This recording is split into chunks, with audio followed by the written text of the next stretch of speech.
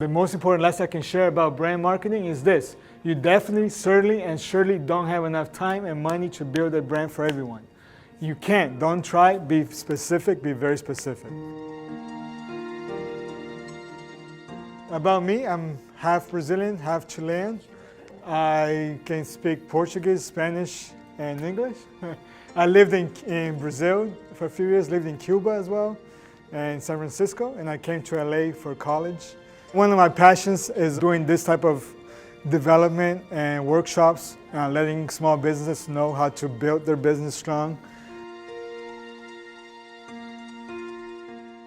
Who actually rules the internet right now? This is just from this year, so Google sites. It's not just google.com, but also YouTube, also Google Maps. They get about 250 million hits a month. What is the problem you're solving? If all you guys are in business here, so all you guys have a problem that you think you're solving or you're doing better than somebody else, or you have some kind of niche. Google, their problem is the world's information is organized and out of reach. And their vision is to provide access to the world's information in one click. Then you're ready to do your brand. Your brand should be based on your vision, your purpose, and your customer persona. It needs to speak. That's why it's very important to do those customer personas, and you look at the customer while you're designing your logo. Is she gonna like this logo? Is he gonna like this logo? So that's your foundation. So after you have your foundation, then we're ready to start marketing. You want to have a goal, like a short-term goal, like a sports team is winning the next game, or the long-term goal, which is winning the championship.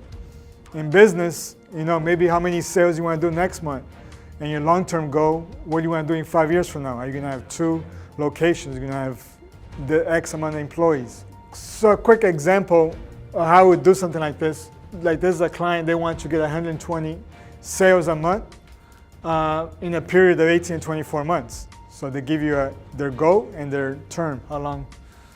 And then if you're a startup, if you don't have no data from before, we have to do research industry standards or the numbers. And you need about 10,000 visitors to go to their website in order to get 120 sales. That's about 2% click-through conversion rate. And before they get that, they need to get 1 million impressions. And impression is how many people actually go see your ad or your store if you have a physical location. Exactly. But that's the end goal. Don't think you're going to get 10,000 visitors your first month.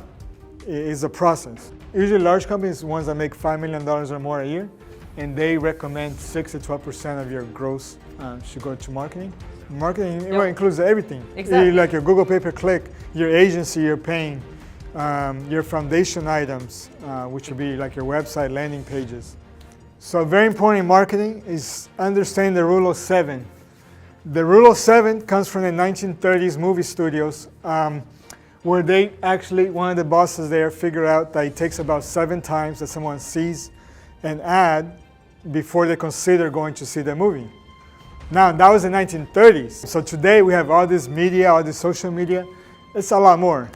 So all that to tell your story with imagery, videos, and text or copy, you can use the vehicles to put that, share your story. Don't just be one-dimensional, so we can do online, social media, Google, search engines, Yelp pages, also through email, maps, and offline.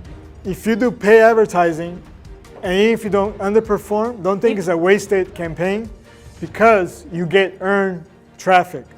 Even though you don't want to pay anymore, you can follow up on them and get them those 7 times or more, the 20 times that you have to get them. Exactly. With the free campaigns.